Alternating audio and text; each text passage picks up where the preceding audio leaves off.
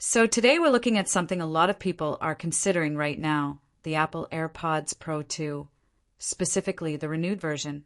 And at first glance, it feels like an easy win. You're getting one of Apple's best-selling premium earbuds at a lower price.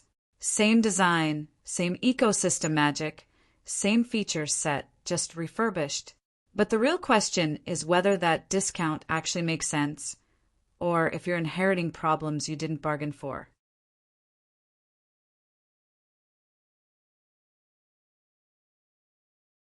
Starting with the basics, the AirPods Pro 2 are still, even in 2026, one of the most refined, true wireless earbuds Apple has ever made. The fit is familiar instantly. In-ear seal, multiple ear tip options, and a design that just disappears once you're wearing them correctly. Comfort is still one of the strongest points here, especially for long listening sessions.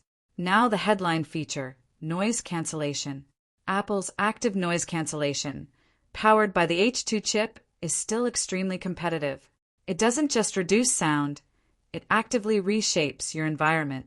Engine noise fades into the background. Crowded spaces feel less overwhelming, and even constant ambient noise becomes almost unnoticeable. What stands out is how controlled it feels. Some earbuds create that pressure-heavy isolation effect. These manage to avoid that while still delivering strong silence, which makes long usage a lot more comfortable. Then there's transparency mode, which is still one of Apple's most impressive features. It doesn't sound processed or artificial.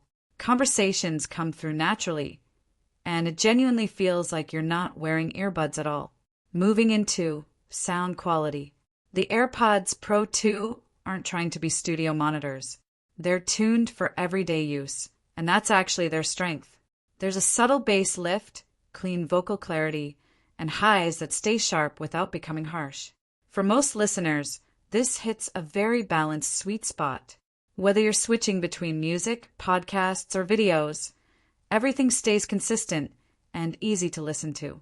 Now, with renewed units, the core sound experience doesn't change. What does change is the condition. And that's where things get interesting. Battery health is the biggest variable. Since these are refurbished, the actual performance depends heavily on how well the unit was restored. In the best case scenario, you're getting something that feels almost identical to new. But in less ideal cases, battery degradation becomes noticeable faster. Charging and case experience remain the same though. The MagSafe charging case is still compact, well-built, and extremely convenient. The built-in speaker for Find My is also one of those small but very practical features that makes a real difference when you misplace them. Connectivity is still classic Apple ecosystem behavior. Pairing is instant. Switching between iPhone, iPad, and Mac is still one of the smoothest multi-device experiences in the wireless audio space. Now, the real reason people even look at renewed pricing. Because at full price, AirPods Pro 2 sit firmly in the premium category. Renewed versions drop that entry point significantly, which makes them very tempting.